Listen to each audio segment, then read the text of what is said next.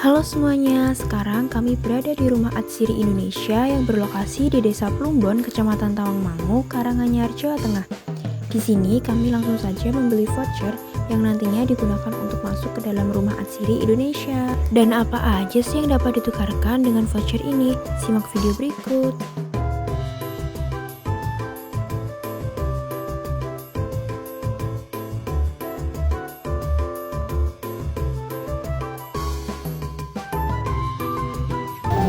Assalamualaikum warahmatullahi wabarakatuh. Hai semuanya, kami sedang berada di Rumah Atsiri Indonesia yang berada di Plumbon, Kecamatan Tawangmangu, Kabupaten Karanganyar, Jawa Tengah. Tiket masuknya yaitu 50.000. Sudah include museum Rumah Atsiri, workshop, taman aromatik, restoran, dan program wellness.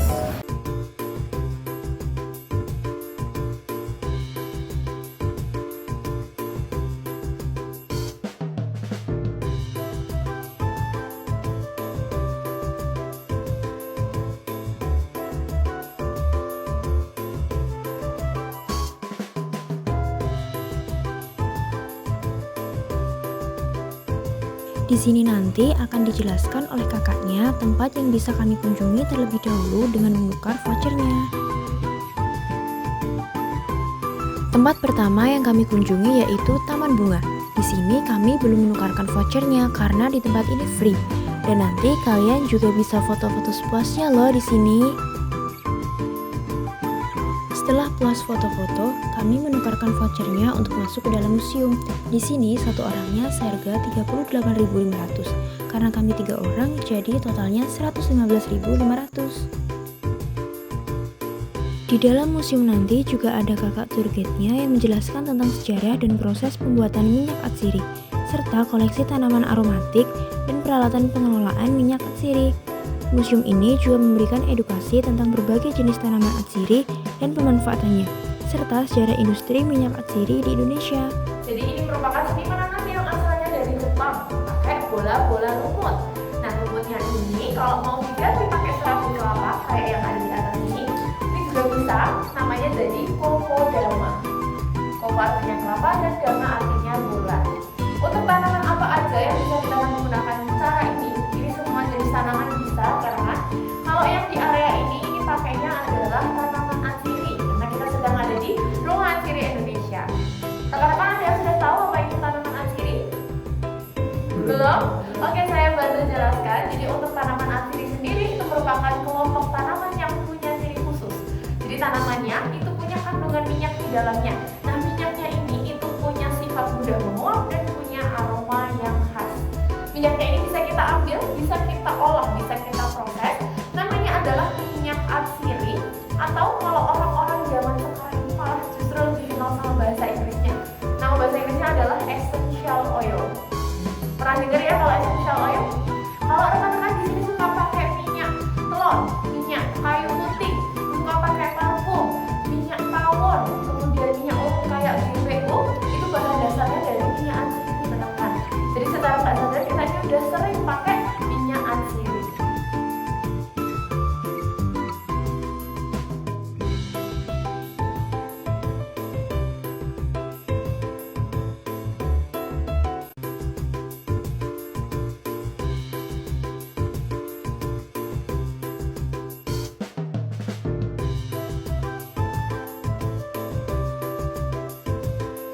Kita akan melihat salah satu peninggalan dari pabrik sebelumnya.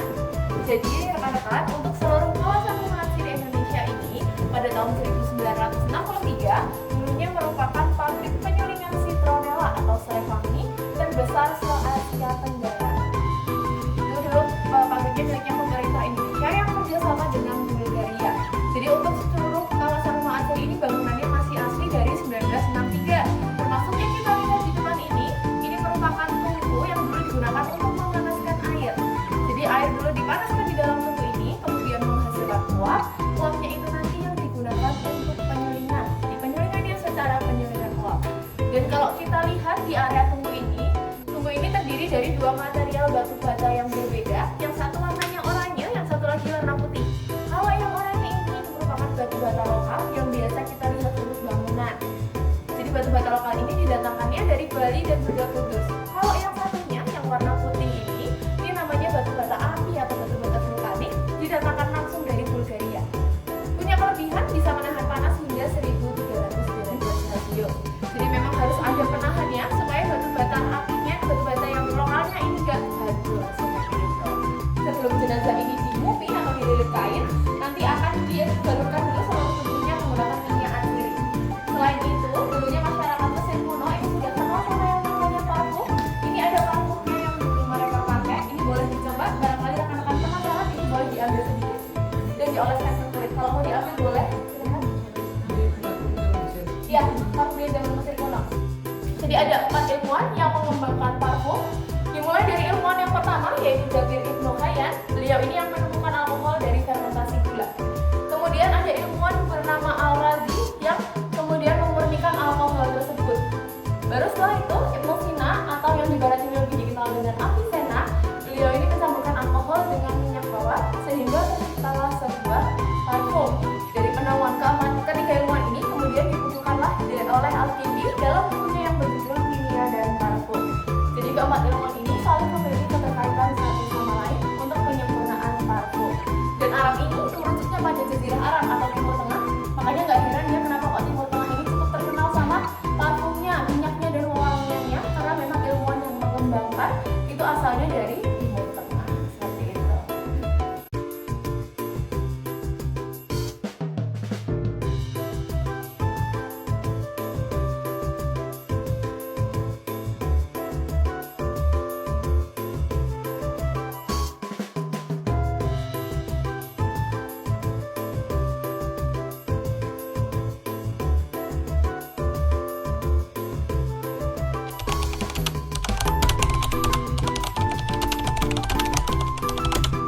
Ya, untuk awalnya itu memang digunakannya bukan untuk tempat wisata, tapi karena ketika dilihat kok di garis sejarahnya ini dulu bangunan apa sih, kok ada alat-alat kayak gini, terus ada bangunan kayak gini, terus ditelusuri ternyata ini dulu banyak sejarahnya. Makanya founder kami itu nggak mau meninggalkan sejarahnya, karena kan memang kalau dilihat-lihat ini kan jadi salah satu potensinya Indonesia juga ya di apa itu namanya, kayak bisa buat menanam banyak hal, terus bisa untuk menyuling minyak itu kan dulu sampai ke luar negeri, sampai ekspor gitu, sampai ke Indonesia di Asia Tenggara. Makanya pemerintah kami nggak mau meninggalkan konsep itu. Jadi bisa ditambah tempat rekreasi, jadi bukan cuma rekreasi aja tapi edukasi. Apa pelestarian budaya dan pengembangan ekonomi lokal? Kalau untuk pengembangan ekonomi lokal, jadi Rumah Atsiri ini kebetulan bekerja sama dengan petani-petani yang di sekitar Tawangmangu ini gitu. Jadi untuk tanaman-tanaman yang ditanam untuk diproduksi itu kami nggak menanam sendiri, kami kerjasama sama petani-petani lokal. Jadi kami juga memberdayakan masyarakat sekitar.